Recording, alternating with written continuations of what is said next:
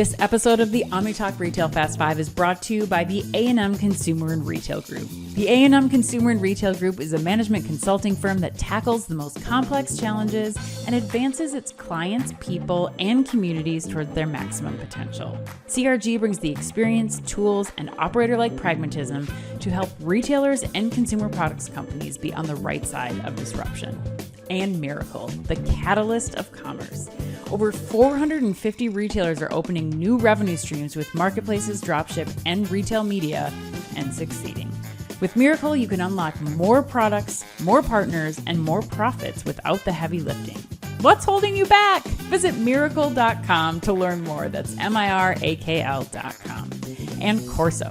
Your stores are full of data, but are your teams acting on it? Corso turns retail data into personalized daily to-dos that drive sales, reduce waste, and improve execution. No fluff, just action. Help your managers focus on what matters most. Visit Corso.com to see intelligent management in motion. And Infios. At Infios, they unite warehousing, transportation, and order management into a seamless, adaptable network. Infios helps you stay ahead from promise to delivery and every step in between. To learn more, visit Infios.com. And finally, Ocampo Capital. Ocampo Capital is a venture capital firm founded by retail executives with the aim of helping early-stage consumer businesses succeed through investment and operational support. Learn more at ocampocapital.com.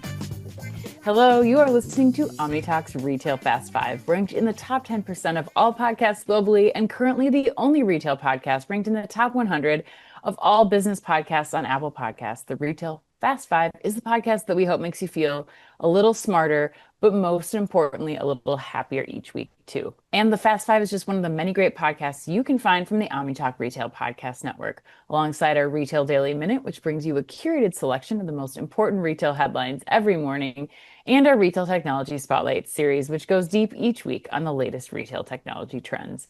Today is October 1st, 2025. I'm one of your hosts, Ann Mazinga.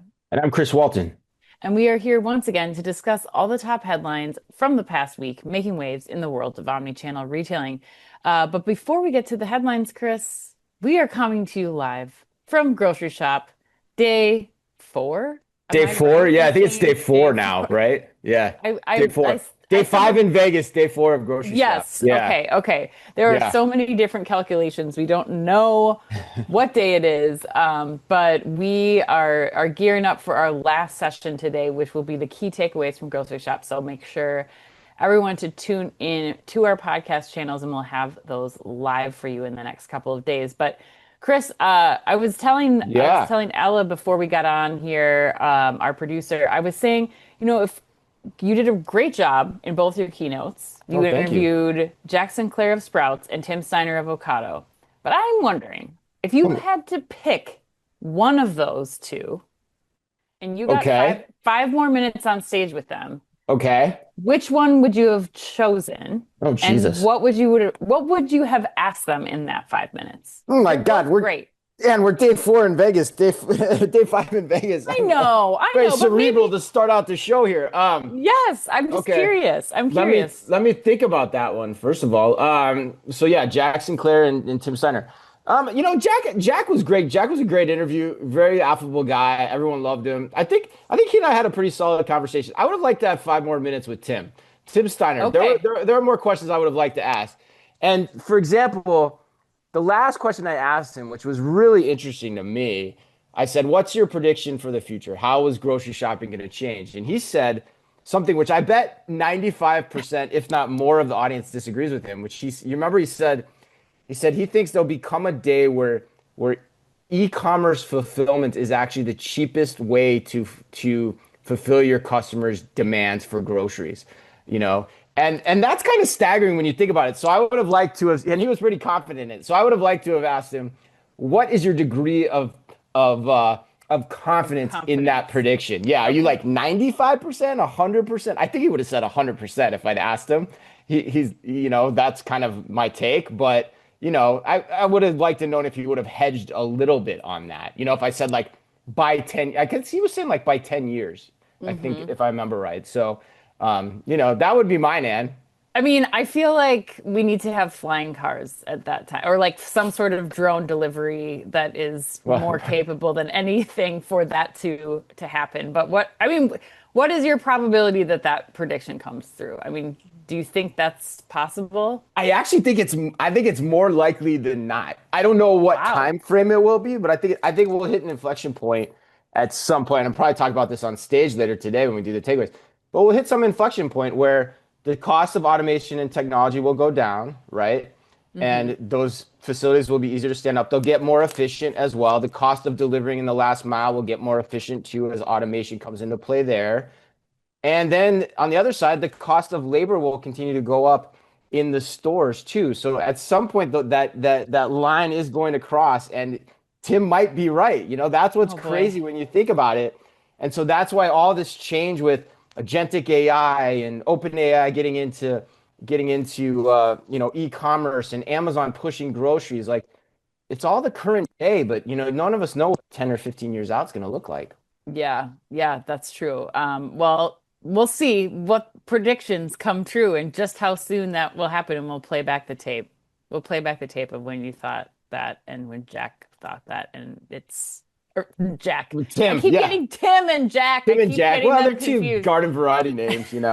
Two, two, We'll and see if what Tim said comes to play. Yes, yeah, yes. yeah. And one's a Brit and one's a Scotsman. So, Hmm. and very, very proud Scotsman too. Did you see where Jack Sinclair wore all blue on stage because of his proud Scottish heritage? What a It's great dude. beautiful. All right, should we get to the headlines, Ann?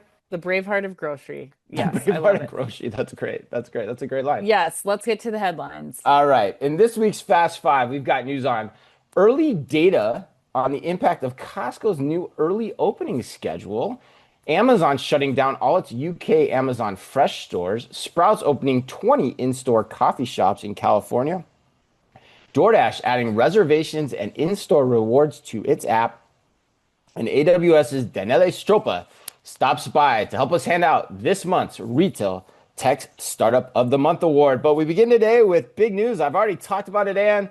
Big news out of OpenAI. Yeah, I mean, I agree. I think this is maybe one of the biggest headlines that we're going to look back on. I'm already putting this down for headline of the year Yeah, for that's me for probably the a good year-end call. show. Yeah. So headline number one, OpenAI announced ChatGPT Instant Checkout. According to CNBC, the new feature will allow users to make single item purchases directly from merchants through ChatGPT. Instant Checkout initially supports single item purchases from US Etsy sellers, and more than 1 million Shopify merchants are coming soon. The feature is available to US ChatGPT Plus Pro and free users, and OpenAI plans to expand regional availability in the future. Also of note, shares of Etsy closed up nearly 16% on Monday with the news, and Shopify's stock closed up more than 6%. Chris, this is also, not surprisingly, the A&M put you on the spot Great. question. They want to know. Jeez, let's make my brain work today, Ann. Yes, My yes. God. Every headline, every time we come to you, it's going to be a zinger. Okay, Chris, the A&M wants to know, allowing shoppers to discover and buy products in ChatGPT without leaving the chat should steamroll the classic e-com funnel from search to site Steamroll. to cart to checkout in one foul swoop. Uh, what are the biggest challenges brands and retailers face in making their online content and product categories agent friendly versus just consumer friendly? Oh my God, there's so much to that question. All right. Well, the first thing I would say is the first thing that the retailers and the brands have to ask themselves is, do they want to make their, content agent friendly at all? We heard Hmm. from David Dorff on the Five Insightful Minutes last week, which is a great interview, folks. If you have not listened Oh, to that yet, stop what you're doing right now, hit pause, and go back to last week's episode and listen to what David had to say because it was very, very insightful. But we learned from him, basically you have two options. You can either block the bots or you can let them in. And if you hmm want to accept them, then you have to get your site GEO optimized. And everyone's trying to figure out what the heck that means. That's been a very big topic of conversation here at Grocery Shop. And then it sounds like if you're okay with that, then you also, it sounds like, have to plug into ChatGPT for checkout in some way, shape, or hmm form too. Um, so if you want to start experimenting with that, you want to start understanding what your customer sees from that experience and what you can offer them up to close the deal. I think that's the key thing here. That's what you have to start experimenting with. We heard Lauren Steinberg of Loblaw, who Hmm. was incredibly impressive when we interviewed her, and she was very open with this. She said, "Yeah, we're experimenting. We're welcoming it. We're experimenting with. We don't know what it is until we try it. So we're not gonna, Yep. we're not gonna close ourselves down. We're gonna try to think and experiment our way through this. So net, I don't know. I mean, things are changing so freaking fast that I Yeah. think that's the approach, but I do wonder for me, Anne, I just don't know. Like, is there a Trojan horse here? Is this Hmm. Pandora's box? Um, how many people will retrench and just try to thwart all bots from going to their site? Which I don't know. I'd like to actually think about this in a boardroom with people to say, what are Hmm. all the different, outcomes that could happen? And like we said with Tim, which ones are more probable that they are going to happen? Because I do worry about the Trojan horse effect here too, that all this will just end up fueling OpenAI and anyone else that tries to do this in the long run. So I Yeah. don't know. I honestly have no idea. I mean, that's my big takeaway here. Yeah, I don't think anybody does. I mean, that is resoundingly clear among all of the retailers and brands that I feel like we've come across in the last few days in Vegas at grocery shop. I think the biggest challenge is that no one's ready for it. But I'm going to lean a little bit heavier because I do think this is like, the Google of 2025. Lean I heavier think which way? I would lean heavier in preparing for bot traffic because there's a study that just came out from SimilarWeb that says that consumers that use search platforms like ChatGPT are 7 times more likely to convert. So I think retailers have to come up for a plan of how to do both, how to sell to agents, how to show up in those searches, and then figuring out how to still manage and create a desirable experience for the consumers that are coming directly to their site. But I think there's two things that have to happen or that retailers should be focused on for them to be successful, in addition to, just starting to test like Lauren Steinberg was talking about from Hmm. Loblaws. The first thing I think it's cultural changes, including like new teams. I know back a few weeks ago when Lululemon hired their chief AI officer, we were Hmm. kind of like, man, does that make sense? But Yeah, David Dorff actually, said that too, right? I actually think that the more that we're hearing about this from retailers, it's going to require this creation of a cross-functional Yeah. team that kind of helps think about this outside of the silos.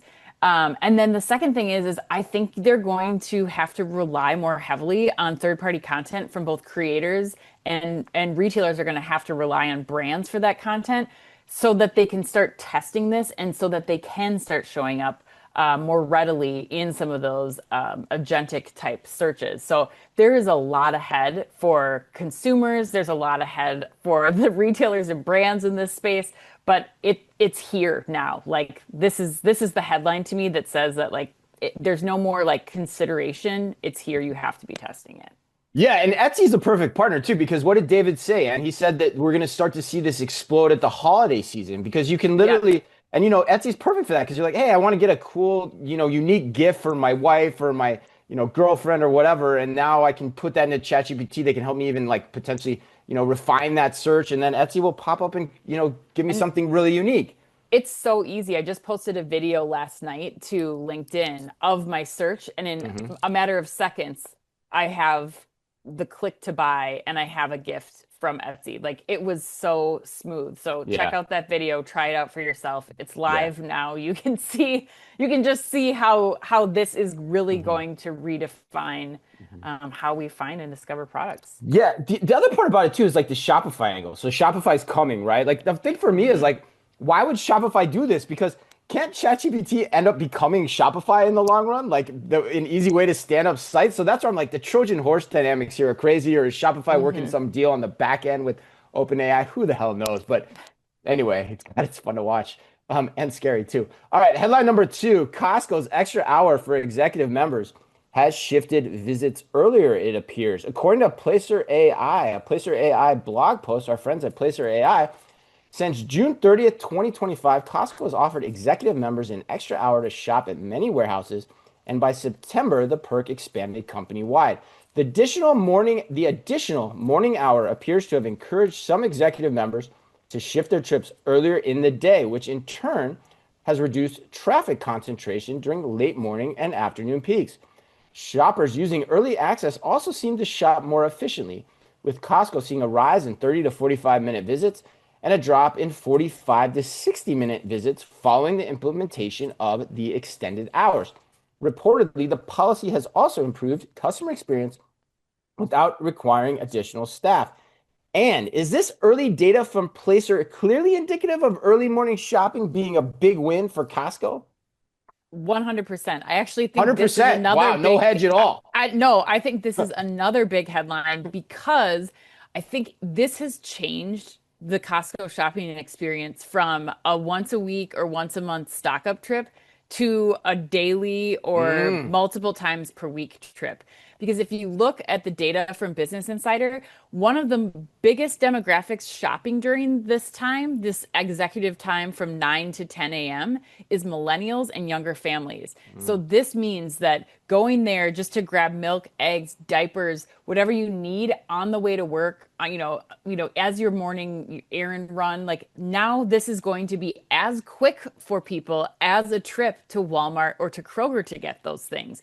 I mean, they're saying 30-minute shopping trips. That means you can get in, get what you need, and get out. And that changes what Costco is for me as a grocery retailer, as a mass retailer, in the whole scheme of like, do I go there today? No, I think it's completely out of the consideration set for people because of the time and the traffic that you have to deal with. So I think this is a huge move for Costco.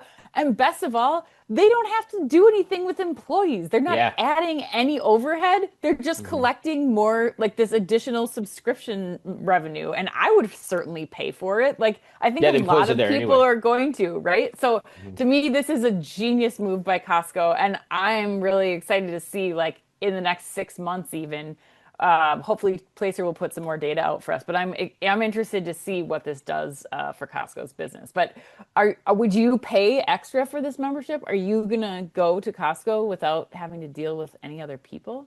Oh, I don't know. I don't know if I'd pay extra for it, but I think, if this was important to me, I would pay extra for it. I think, what I got thinking about was the line from Jaws. I'm going to need a bigger boat. I think if people are doing what you're saying, they're going to need a bigger fridge. But yeah, I think I'm with you. I mean, I was trying to think of like, why would this data be wrong in any way, shape, or form, or what could we be missing? Maybe not wrong, but like, what could we be missing in the data? And it's really hard to say. Like, I think I'm with you. It's like 100%. It seems like a good move. It's a total case study in operations management. It feels like something I would have studied and sat and debated in like the Harvard Business School back in the day. Like you said, the staff is already there. Costco has a known congestion problem.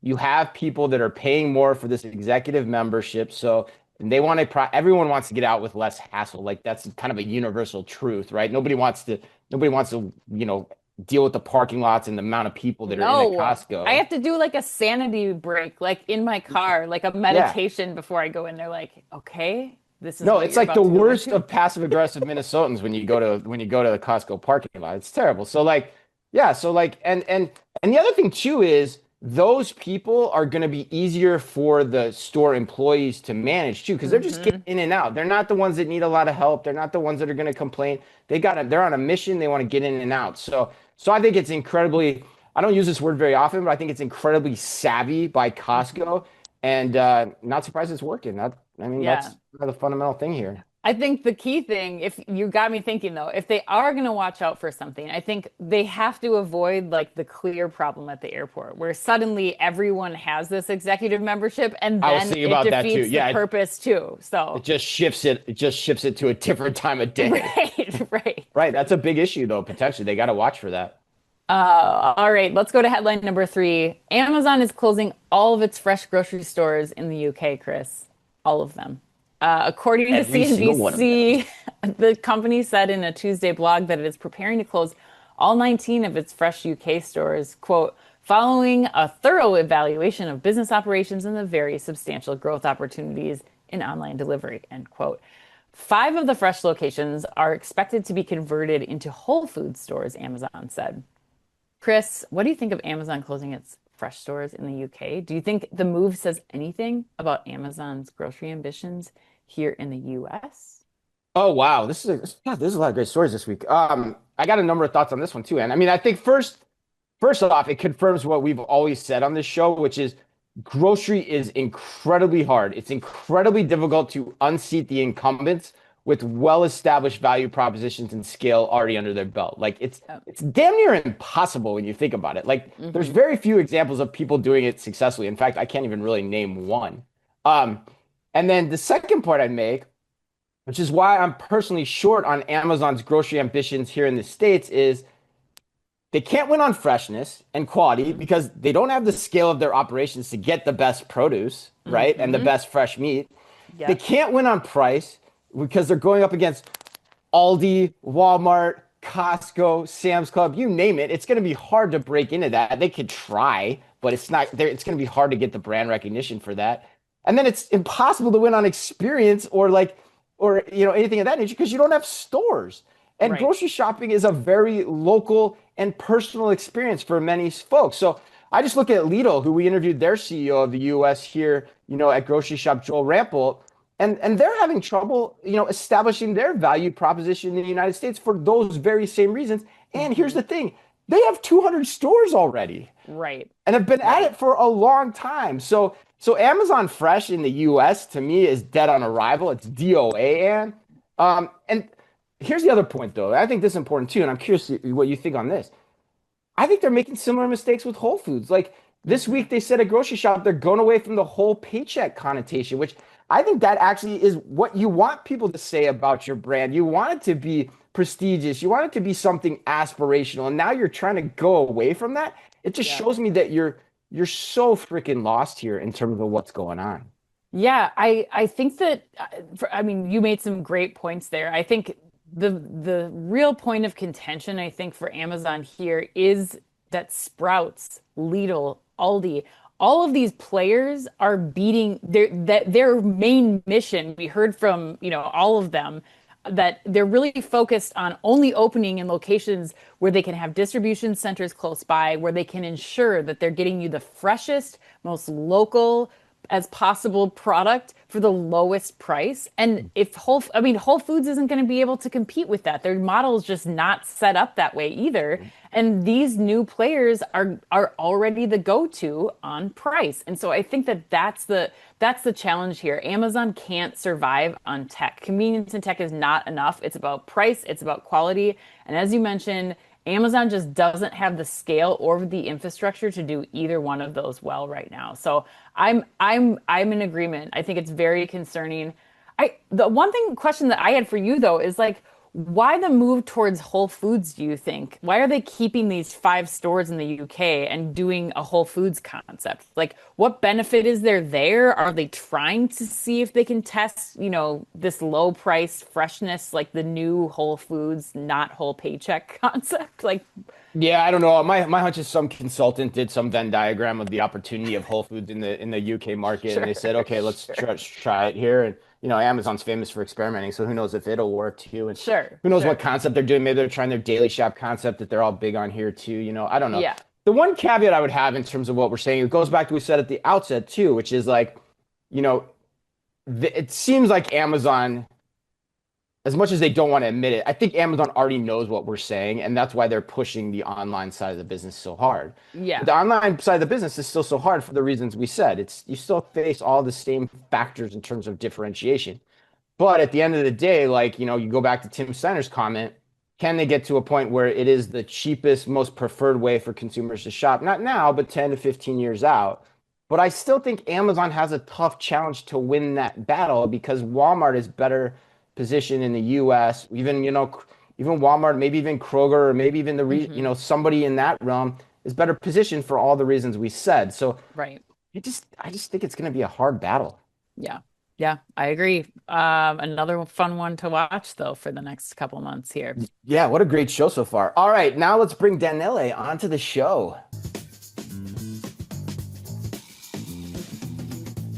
Let's give a big Omni Talk welcome back to AWS's Daniele Stropa to hand out this month's Retail Tech Startup of the Month award. Daniele is the worldwide technical lead for AWS partners in retail at Amazon Web Services, where he drives the technical strategy for AWS partners in digital commerce, customer engagement, and generative AI. Daniele, it's great to have you back. Without further ado, who is September's Retail Tech Startup of the Month? Right. So, Chris, this month we are highlighting Threedium. Threedium is a company that's really revolutionizing the product experience and retail media networks for brands and retailers, right? So they are transforming the way that brands, retailers, they create, they manage, they even monetize on their digital product assets through advanced 3D visualization technology. I think one thing that is quite interesting about what Threedium is doing is the way that they enable brands to create immersive advertising formats that can then be displayed across a variety of digital touchpoints, from the e-commerce sites to retail media network to different form of displays and different sizes as well. Denali, what's an example of that we might see, or something that our audience might be a little bit more familiar with? Sure. So let's say that you have a travel coming up. You're looking for a new suitcase, perhaps, and the ad that you see, instead of just seeing a flat image of that suitcase, you actually see the 3D view of the 3D visualization of that suitcase. You can actually spin it around. You can probably interact with the ad itself. You can open it up, and you can actually experience almost the product itself before getting to that purchase point, right? So it increases the confidence in the buyers to make that purchase decision, and it also provides a better experience throughout the shopping journey. Yeah, you definitely have more confidence in that piece that you're investing in. What do you think sets 3DM apart then from some of the other providers in the space? Right. So I think there's a couple of things here. Obviously, the impact on retail media and advertising, I think, is quite important. As retailers are looking to grow their retail media network presence, Hmm. the technology that Radium provides really enables them to offer these more engaging formats, like we just described, right? And their customers, Tradium's customers, are already seeing the results in terms of reducing the cost to create these type of assets, but also in terms of increasing conversion. So a 12% boost in conversion is quite a good result, I would say. Threedium is also the first B Corp certified spatial web infrastructure company. And Oh, this gives them a bit of the edge as well, making them one of the most sustainable option in the market to create this type of assets. So I think that's quite unique and quite important to highlight as well. and Denali, why is sustainability so important in a software product? Like I've never even heard of that. Like you said, they're the first ones. Yeah, I think the way that the industry and the trends are going, especially with more and more AI-powered workloads. I think it's important for customers, but for everyone really, to keep that in mind, right? These workloads, they consume a lot of power, a lot of energy, compute power. And so working with a company that really keeps that in mind and still gives you excellent results, but also with an eye on the environmental impact, I think is quite unique and something that, again, we all should be taking into account. So Daniela, let's get you out of here on this then. So I've heard you say conversion, definitely something that you have to be thinking about in this space. The sustainability angle is really interesting. That's something I had never thought about in terms of software, in terms of the computing power that you got to be factoring in here. But I'm curious, are there other implications that retail executives listening specifically need to be thinking about 3D technology on their websites or on their platforms? Like, how quickly should they be rushing after this?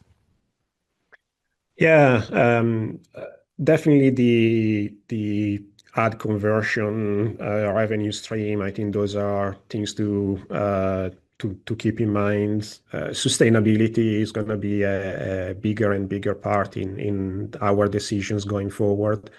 I think one of the other aspects quite unique to Threedium and something that can have a long-term implication as well is their ability to provide further insights on how users are interacting with products and then generate insights from that. And those insights can obviously be used to optimize your advertising strategies, but then also to influence new products and new product creations and how we want to maybe launch a new line or anything like that. So those are things that Threedium provides, and I think that's also been recognized by the industry. Deloitte has selected Threedium as one of the top 500 fastest growing tech companies in EMEA. So I think that's also suggests that they are really well positioned to shape the future of retail media and advertising and 3D visualization. Great stuff. Already looking forward to next month. Thanks, Me Daniele. too. Thank you.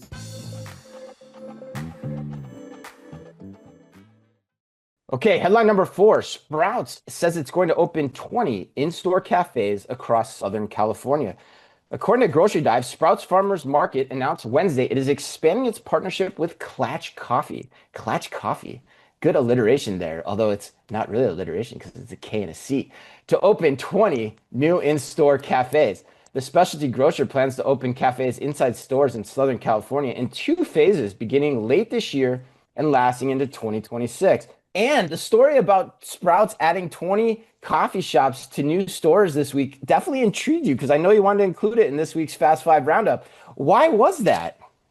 Well, I think we ran into Nick Conant from Sprouts. Yeah, the COO. Here at Grocery Shop, and we were talking to him about this. I was like, I'm really curious about what this is all about. What do you think about it? And I think what became abundantly clear during that conversation is that this is just adding an enhancement to the Sprouts experience in a way that Sprouts can uniquely provide their customers. The Sprouts trip is a destination. The consumer is already going there in a different mindset. They're not going there with like a bang, bang, bang, I got to get as many things as possible. Like that's an additional trip. Sprouts knows that. And so they're making this just a little added convenience while you're there to get you to feel like, yes, go talk to the chief foraging officers team that's in the store showing you their new products. Go into the beauty and vitamin area and spend some time talking to the Sprouts associate there to learn about the new products that they have there. Like it's a completely different mindset. So this to me is like, getting a glass of champagne while you're shopping at a fancy department store, like getting a locally like unique independent brands cup of coffee while you're shopping just is so on point for them, and I think is just going to make the Sprouts experience even better. Yeah, I mean, I agree. I think I don't think the move itself is like that big and noteworthy because it's been done before. But I think when you put it in the context of what Sprouts is, it's important. So like the phrase I keep using after talking to Jack on stage, and I've talked about this. We've talked about this before because we talked about Sprouts being the 2024 Retailer of the Year, if I remember right. But it's dry powder. They have so much dry powder in their keg at Sprouts in terms of things that are going to help growth. So like you said, Ann, they've got a value proposition with a defined target market. They've got an optimized store prototype that is smaller. They actually went smaller and it's working. It's showing the payback. Yep. They're only in 24 states right now, so they've got a ton of growth opportunity just geographically. They don't even have a loyalty program, man. That's the craziest thing. They don't even have a loyalty program stood up yet. And now they just started it, right? Like yeah, they they're just starting to roll it out. Yeah, they're just starting to roll it out nationally. So, and now they're putting coffee shops in to, gives another traffic hook to go to Sprouts versus somewhere else. It also gives you a better basket size because, you get the coffee. And to your point, Ann, here's the other thing. You shop with a coffee, you're not shopping as quickly. And when you're not shopping as quickly in grocery, you tend to buy more stuff. And that's the key here. So they've got so many bullets in the gun, so to speak, to go out and continue to grow. So I wish there's probably many CEOs that wish they had as many growth opportunities lying on the ground for them to pick up as Sprouts and Jack Sinclair have, in my opinion. Yeah, 100%. I think that was one of my favorite takeaways from what he said when you were talking to him on stage. He's like, we're only going to the areas where we have the audience that we want, we have the distribution close by to ensure that this product of Sprouts is going to be a knockout in every market that we go into. It was so impressive. All right, well, let's go on to the last headline, Chris. DoorDash has launched Going Out, adding reservations and in-store rewards to its app. According to a DoorDash press release, the launch makes dining out more rewarding for consumers while unlocking new opportunities for restaurants to attract diners and fill tables. For the first time, diners will be able to book restaurant reservations directly through the DoorDash app and earn credits with every booking toward future DoorDash orders. And via the new Going Out tab in the DoorDash app, users can also discover and redeem exclusive in-store offers and earn rewards for repeat visits to their favorite establishments. Chris, are you buying or selling, making your dinner reservations via DoorDash? And some people may already know the answer to it if they're listening to the Retail Daily Minute. Yeah, right. Good call. Yeah. Or if they listen to this show at any point in the time where we talked about DoorDash. No, and I'm going full on Billy Joel here. I'm going out, like however he sings that song. But yeah, moving out. I'm moving out. Yeah, I know it's moving out. Yeah, but yes. Okay. Going out. Yeah. All right. So I was thinking, Ann, when I heard this story yesterday, the number one app that anyone would have to pry out of my dead cold hands is DoorDash. I can get by without Walmart Plus. I'm curious what you think too, actually, because I know you're a big Walmart Plus fan. I can get by without Walmart Plus. I can definitely get by without Amazon because now I use Walmart Plus over Amazon. But DoorDash, to me, if you took it away, it would drastically change my life. And now with these incentives, like booking restaurants and then getting incentivized to go out, that makes it even more sticky to me. So I'm all in on this one too. Sign me up today. I can't wait till these features roll out. You tried them, right? They're not quite ready for prime time yet, but I can't wait till I get them available to me, especially the reservations. And yeah, I'm like a kid on Christmas with this one.